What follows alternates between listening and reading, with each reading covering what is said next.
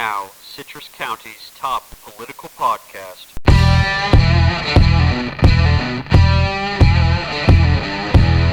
At some point you look around, and you're the only one. It's pretty good. And just like that, the perspective shifts. Paging Bobby Winsler to the microphone. On in 3, 2. Welcome in, coming to you from the Concurrent Media Network in the heart of Citrus County. However you're making us part of your day, whether it's Apple Podcasts, Spotify, the iHeartRadio app, through the Concurrent website, or mobile app, I'm sure glad you're joining us today. Today's show, as always, brought to you by the Concurrent, your newest outlet for Citrus County opinion-based news. Check out the Concurrent, read, listen, watch, discuss at theconcurrent.com. Welcome to the conversation. Today's show, once again, brought to you by us. Let me take a look at my calendar here. I've been on vacation for the last 4 days down to the Florida Keys, so I'm all sorts of thrown off. There was a Crystal River City Council meeting last night. I know that.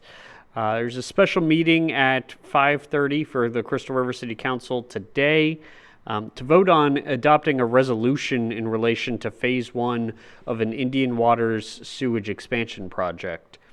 There's also a commission meeting about an hour from now. Looks like they will be approving the final distribution of the CARES Act funds. I hope that includes the remaining $150,000 to the United Way. It would be excellent if that is getting into the hands of the people in their network who need it badly. There will also be a few presentations, one on animal control, an update from the legislative session, and here's the most interesting part of the agenda. Commissioner Holly Davis is going to put forth officially voting on a resolution to support Prosperity Citrus. I am definitely going to talk about that today, but not until topic 2. I'm going to ask you this when we get there. So keep this question in the back of your mind. Are you ready? Is doing the right thing the wrong way still virtuous? You don't necessarily need to know what that means yet, because I imagine we're going to discuss it a lot today and next week too. But as we progress today, I want you to keep in the back of your mind as you listen, does doing the right thing the wrong way still count as doing good? All right, let's start here. In what has to be old news by now, longtime publisher of the Citrus County Chronicle, Gerry Mulligan, retired on Friday after a 43-year career with the newspaper.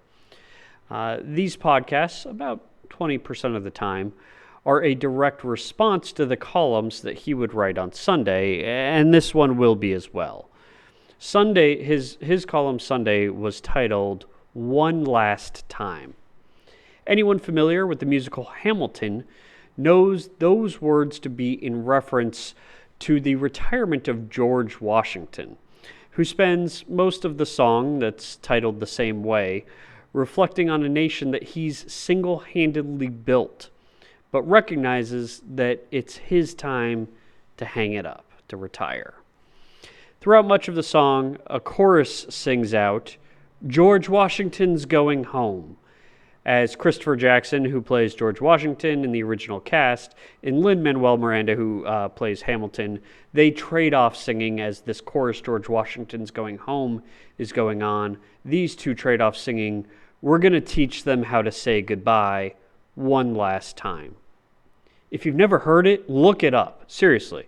It's my second favorite song of the entire musical, and truly an uplifting piece. Lin-Manuel Miranda wrote Hamilton after reading historian Ron Chernow's book of the same name.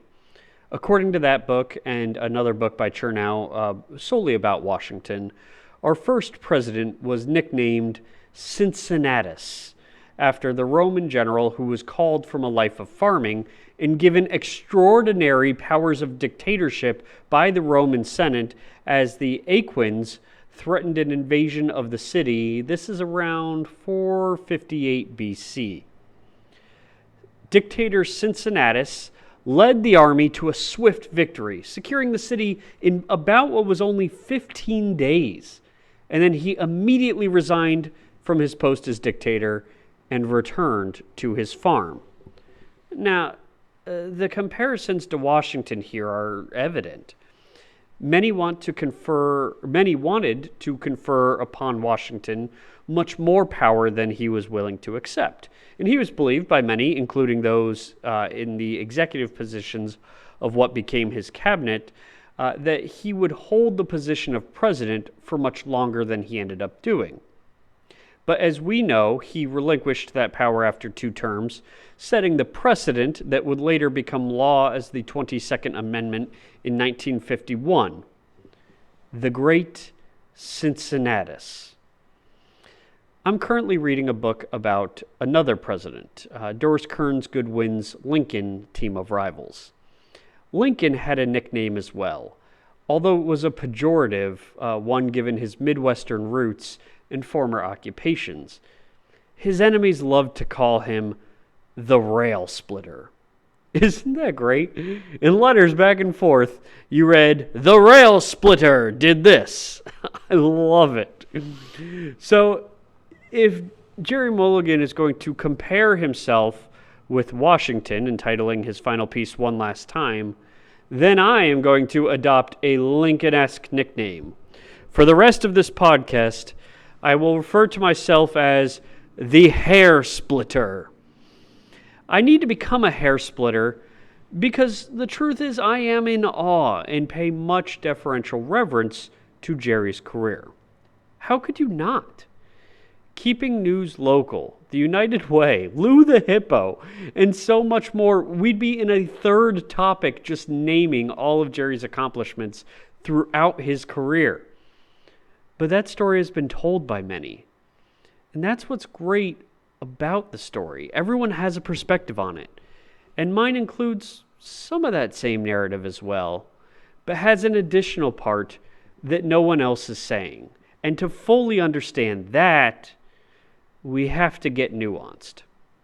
Gerry does acknowledge that he had his enemies throughout his career, but he attributes these enemies to people who disagreed with him on issues, or even those who just didn't like him personally. This is what is called a straw man argument.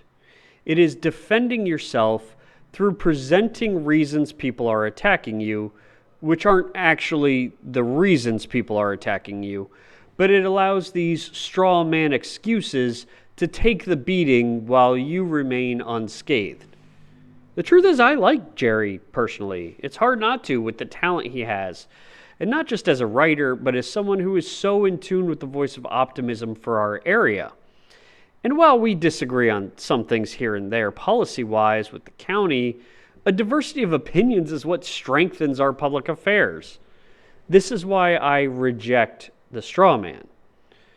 The problem is that this hair splitter has a problem with the Chronicle that it's either deceitfully calling itself a newspaper or it is a newspaper that was, well, bad. But Bobby, how could you say that? Look at all the good the Chronicle has done. I know, it has done and continues to do superb community coverage. It does. Let me widen the lens for a second to draw some comparisons. I know I have a few realtors who listen to the show, so I want you to imagine how you feel when someone talks to you about a house after they've spent about 10 minutes on Zillow. Or maybe this, are you a baseball aficionado, and have you ever heard a Yankees fan talk about Derek Jeter like he's one of the best players of all time? Or maybe this way, if you have grandkids, I want you to listen to the way they throw adulation on K-pop or boy bands while ignoring what would now be called classic rock. Does it drive you a little crazy? Do you know with every fiber in your being that they don't know what they're talking about, but they are convinced that they know just as much, if not more than you? Or they simply just love the objects of their affection so much that trying to talk them out of it is an exercise in futility? Because the truth is, realtors are home experts. Derek Jeter was a slightly above average shortstop. Led Zeppelin will always be better than the Backstreet Boys, and the Chronicle's editorial decisions can barely classify it as a newspaper. What qualifies me to say that? I started working for newspapers fresh out of high school when I was 18 and have a PhD from the University of Florida's College of Journalism and Communications. Just like all of you with your subjects, I know what I'm talking about when looking at the Chronicle through the perspective of what is and isn't journalism. And the irony is what led to all these bad editorial decisions is what makes the Washington comparison so questionable. The song One Last Time quotes Washington's resignation letter, which James Madison had initially written, but Hamilton rewrote for him at the request of Washington when the time came.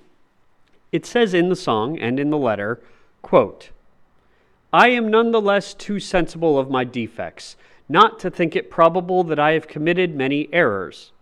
I shall also carry with me the hope that my country will view them with indulgence, and that after 45 years of my life dedicated to its service with an upright zeal, the faults of incompetent abilities will be consigned to an oblivion, as I myself must soon be." End quote. I understand and appreciate the comparisons. The time dedicated to our area is roughly the same between Washington and Gerry. The feeling of doing the best you can and the dedication to service. But what the great American Cincinnatus is saying is that he knows he must have erred due to incompetent abilities, to the fact that they were building a great republic of the people, by the people, for the people, that at the time had no modern comparison, and thus he would stumble because how to do the job was largely unknown. This isn't true for how to run a newspaper. There's a 100-year-old code of ethics from the Society of Professional Journalism. There's plenty of reasons nationwide of examples good and bad, and the mission of journalism is instilled in every true newspaperman. The problem is all these things to do with newspapers largely went ignored. That is my gripe with Gerry. Newspapers have an opinion section. They should endorse candidates, and it's not unusual for some to have an agenda. But even the most partisan of papers usually do so within the rules of journalism, of balance and weight toward objectivity, and with a mission, first and foremost, to best inform the public. During his time as publisher, the Chronicle routinely manipulated narratives and coverage in sections of the newspaper that should have had objectivity, but that overstepped or outright ignored traditional journalism rules in favor of pushing Gerry's agenda. This is my problem. See past the straw man. It's not that I don't like Gerry personally, I do. It's not that I disagree with him on citrus policy, that's normal.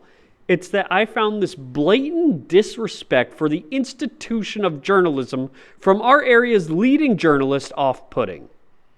Even in some of his retirement stories, a tone of, "I knew best, so I led the way," comes through. It's a culture that it is better to promote than it is to inform. This disregard for industry standards, this elevating of the self over the institution, over the mission of what a newspaper should be, is a point of contention that it is hard for someone who views his career from the perspective of a journalist, as I do, as hard to overcome, no matter the good it produced. It's important to know I bring this up now, not to try to diminish Gerry's legacy. What's done is done, and it produced incredible results for the county. The YMCA is one I forgot to mention before. My reason for this topic today is because now there is an opportunity to shift the Chronicle toward being a traditional newspaper. New publisher Trina Murphy comes from the advertising background as opposed to the reporting one, so she will likely defer a lot of editorial decisions to the managing editor, Jeff Bryan, who, by my early estimations, is a true newsman. Coverage of local public affairs can be more objective, and the Chronicle can live up to the journalistic mission of a well-informed public rather than a public to be persuaded through the promotion of one man's beliefs. Here's the final opinion of this hair splitter. There's a good comparison to a Roman leader who elevated himself above the rules of the institution in his time to consolidate power among himself and a select group of friends, who became known for ushering humanity into a modern age and all the good that comes with that, as much as he was known for his ruthless dictator rule and the maniacal pursuit of power. This was not Washington, not Cincinnatus. This was Julius Caesar. Congrats on your career, Gerry. I hope you enjoy your retirement. Getting to topic 2, but first, be among the first to advertise with the Citrus County Concurrent. We offer a variety of ways to reach your next customer, including website graphics, audio reads, even traditional print advertising. Get in early, lock in your rate, even as our audience grows. Special consideration for donation spots given to nonprofits as well. Contact advertising at yourconcurrent.com to learn more. That's advertising at yourconcurrent.com for more information. I'm going to need you to bear with me through nuance. Need you to embrace my hair splitter personality for just one topic longer. The actual topic of this one should be pretty straightforward. We'll be talking about the Chamber of Commerce Initiative Prosperity Citrus, but the distinctions I'm asking you to make are this. It's easy to listen to this and think, oh, well, Bobby hates the Chronicle and the Chamber. Nothing is further from the truth. The Chronicle provides wonderful community coverage, and the Chamber is an excellent networking organization that hosts community-defining festivals. We owe each organization a huge debt of gratitude. And it's true, these organizations are as good as the people who comprise them. So from the talented writers and support staff who work for the Chronicle to the professional administrators who work for the Chamber, I think the world of the services you provide the county. I really do. I also know that you're fiercely dedicated to your organizations and that it can't be easy to see someone attack them as regularly as I do. I understand how easy it is to get defensive about things that you love, and this defensive mentality can make it nearly impossible to separate my criticism of the organization or of the leadership in the organization from how you feel personally. But please know, from the bottom of my heart, thank you for all you do, and I am in awe of your abilities. Here's my straightforward question. Why is an organization that represents almost 1,000 businesses asking for taxpayer money to start an initiative? I'm serious, because I understand a first reaction to that might be to laugh.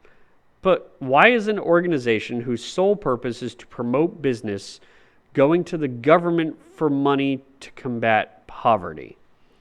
Several quick things to entangle this.